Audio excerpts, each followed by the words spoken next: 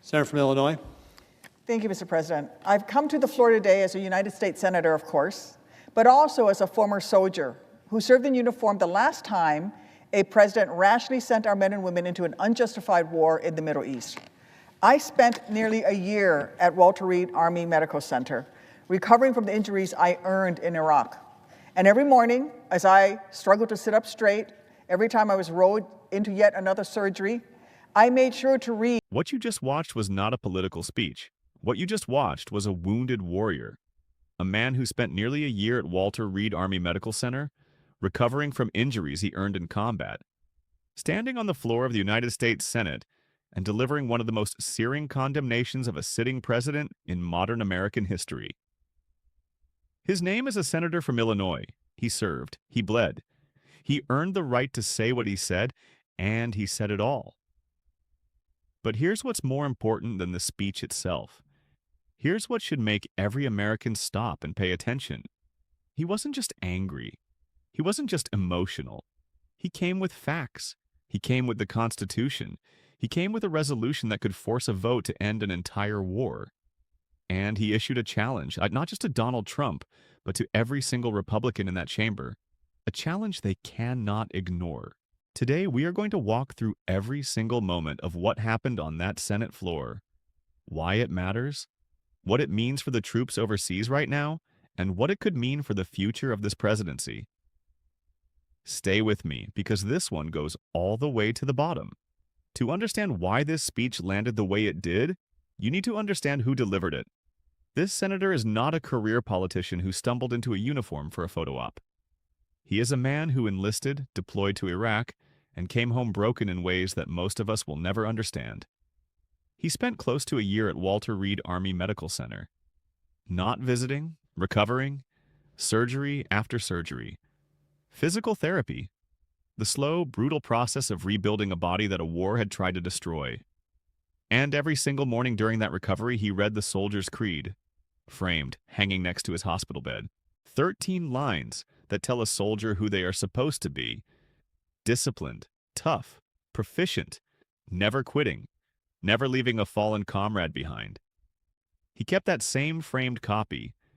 It hangs by his desk in Washington, D.C., and on the morning he delivered this speech, he looked at it, and he decided it was time. Image: Walter Reed, National Military Medical Center, Bethesda, Maryland. Now, what is the context for this speech? What has actually been happening? According to the senator, the United States is now more than 6 weeks into what he calls an illegal war of choice with Iran. A conflict he says was launched unilaterally by President Trump. Without a declaration of war from Congress, without a clear justification, and without anything resembling a plan for how it ends. Image as Donald Trump, President of the United States. He describes a commander-in-chief who, in the span of just weeks, threatened to annihilate an entire civilization, picked a public fight with the Pope, launched a military blockade of the Strait of Hormuz, one of the most strategically sensitive waterways on the planet, and then, after what this senator calls one half-assed day of so-called negotiations, whipsawed to the next escalation. All of this, the senator argues, while American troops were dying. While American families were going to bed not knowing if their son or daughter would come home. While gas prices spiked across the country and farmers in Illinois watched their input costs explode right at planting season. This was the fire burning before he ever walked to that podium.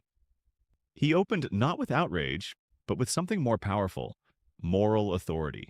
He told the chamber that he had come to the floor not just as a senator, but as a former soldier. The last time he said that a president recklessly sent American men and women into an unjustified war in the Middle East. He reminded them of what that cost him personally. And then he held up the Soldier's Creed, not as a prop, but as a measuring stick. The question he was asking was simple and devastating. Does Donald Trump meet the standards we demand of the lowest-ranking soldier in the United States Army? The answer, in his view, was an unambiguous no. He accused the president of hiding his incompetence behind the valor of the troops, of framing any criticism of the war as an attack on the military itself. He called that a lie. He said questioning why we are at war is not the same as questioning the bravery of the people fighting it. And he made clear he was there to question the war. He pointed out something that should shake anyone who heard it. The president, like the man with his finger on America's nuclear codes, does not appear to know what the term end state means. That is the military's word for what victory looks like, what the mission is working toward, what done actually means. If the commander-in-chief doesn't know what the end state is, the senator asked, then what exactly are we asking our troops to die for? He described Trump's foreign policy doctrine in 3 words: reckless, senseless, dangerous. A doctrine, he said, where military decisions seem to emerge from temper tantrums and get announced in tweets in the middle of the night. Where personal vanity, spending more time thinking about a Marie Antoinette ballroom than sitting in the Situation Room, outweighs strategy every single time. And then he said something that stopped the room. He said he actually knows what it feels like to leave your blood soaking into the desert sand half a world away. And because he knows that, he knows exactly what is at stake for the troops this administration is sending into harm's way right now. This is where the speech shifted from condemnation to testimony, because a combat veteran standing on a Senate floor is not the same as a politician reading a prepared statement. When he talks about what it means to send other people's children to war, he is not speaking in abstractions. In reality, the only thing that Donald Trump has accomplished over the last 6 weeks is more chaos. Because of his choices, a new younger Ayatollah is in charge who seems even more radical than his father was. 13 American heroes have been killed, with hundreds more wounded. More Gold Star parents are grieving their children. And more American families are struggling to afford the spiking gas prices. They're unsure if they can pay even more every time they go to the gas station. But they have to, because they need to get to work. They've got to take their kids to school. They've got to take their aging parents to the doctor. The farmers of Illinois, the farmers of this great nation, have seen at the time that we should be planting, their inputs costs skyrocket. Think about that word, travesty. He is not saying this war is unfortunate. He is not saying it is complicated or difficult, or that reasonable people can disagree. He is saying that men and women are dying, and that their deaths are not just sad. They are wrong. They are a betrayal of the trust that every service member places in the person who sends them into the field. And then he turned it personal in a way that very few politicians ever allow themselves to do. He said, "It is a whole lot easier to cover your eyes and order other Americans to sacrifice their children. If you don't have to do any of the sacrificing yourself, it is easier to send other people's children to fight in a war if you know your own children are comfortable in a penthouse somewhere. It is easier to ignore the realities of war from inside the White House, where you've got McDonald's being delivered to the Oval Office. But," he said, "it is nearly impossible if you've actually been outside the wire yourself." Image: Senator from Illinois, U.S. Senate. That line hit differently because of who said it. This is not a man who read about war in a briefing book. This is a man who was carried out of a war zone by his fellow soldiers, and who has been carrying that debt ever since. Now let's talk about what this speech actually does. Because it is not just a moral statement, it is a legislative action.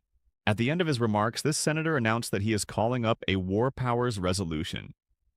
Under the War Powers Resolution Act of 1973, Congress has the authority to force a vote requiring the president to end unauthorized military action.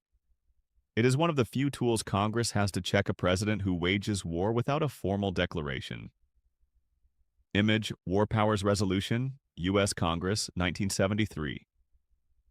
He said the resolution will come to the floor for a vote shortly, and then he turned to his Republican colleagues and gave them a choice he framed in the starkest possible terms.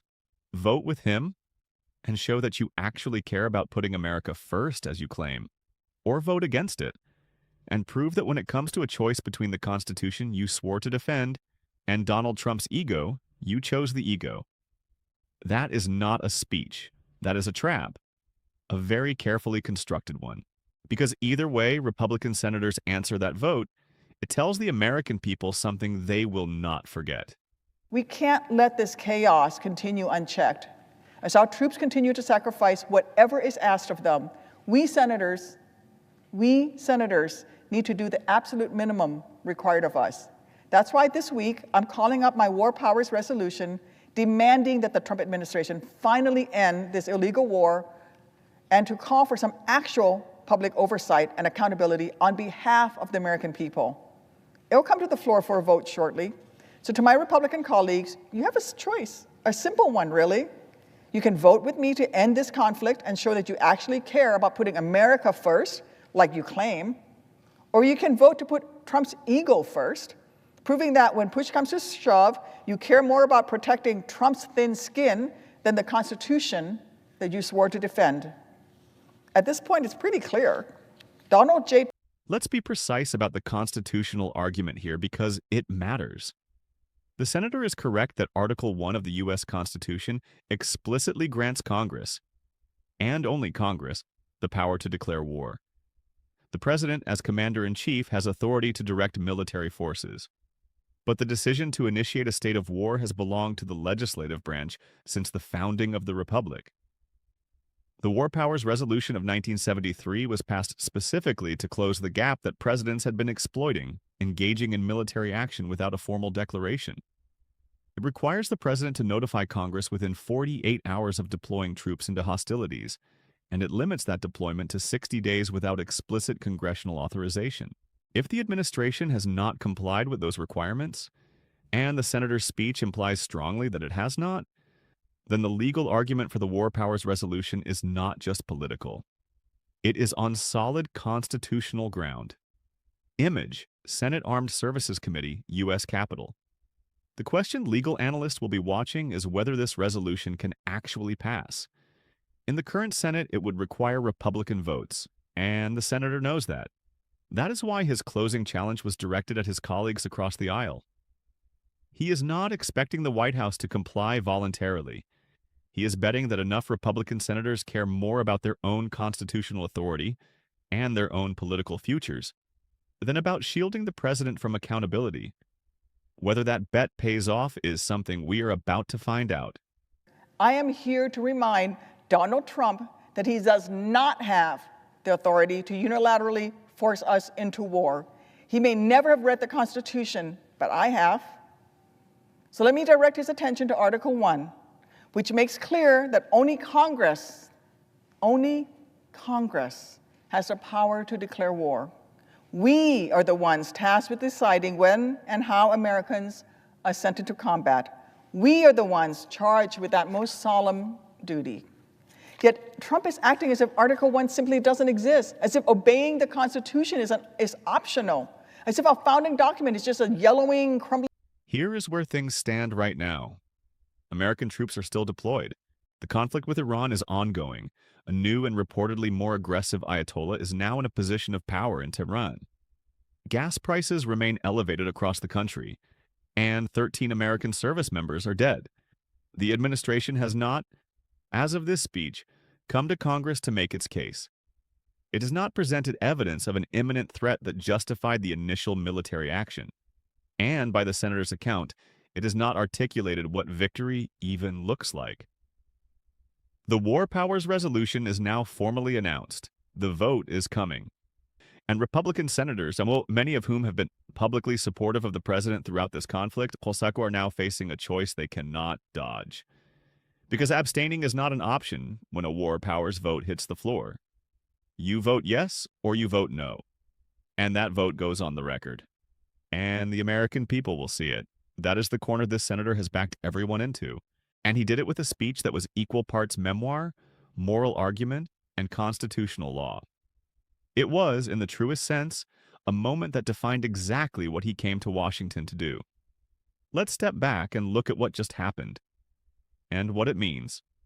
A wounded combat veteran stood on the floor of the United States Senate and told the commander-in-chief to his face in front of the country that he is unfit, not as a political attack, not as a partisan maneuver, but as a moral verdict delivered by someone who earned the right to make it in a way that very few people in American political life can claim. He said, "I know what it costs. I paid part of that cost myself. And I am here to make sure that this time, before we keep paying it, someone is held accountable." The stakes are not abstract. 13 families have empty chairs at their dinner tables. Hundreds more are waiting for their loved ones to come home. Millions of Americans are feeling this war in their wallets, at the gas pump, at the grocery store, on their farms. And the president, according to this senator, has offered them nothing. No justification, no plan, no end state, and no accountability. The War Powers Resolution changes the math. For the first time, there is a vehicle or a real constitutional mechanism that could force this administration to answer for what it has done, or end the conflict entirely. The question is whether the people who have the power to use that vehicle will have the courage to do it. History has a way of remembering who showed up when it mattered, and who looked away. Here is the question I want to leave you with today. This senator, a combat veteran, a Purple Heart recipient, a man who rebuilt his body after war, stood before his colleagues and said, "Congress must vote." The American people deserve a say through their elected representatives. So here's what I want to know from you. If your senator had to vote on a War Powers resolution to end this conflict right now, would you want them to vote yes, or would you trust the president to see it through without congressional oversight? Think carefully before you answer, because this is not really a question about one senator's speech.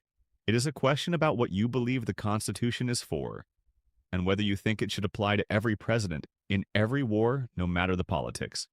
Drop your answer in the comments. I read every single one. And if you think more people need to see this, share it right now. https chakawas desias utbias nrvjuvssgbu ijas q ve coswait nr eu7jrp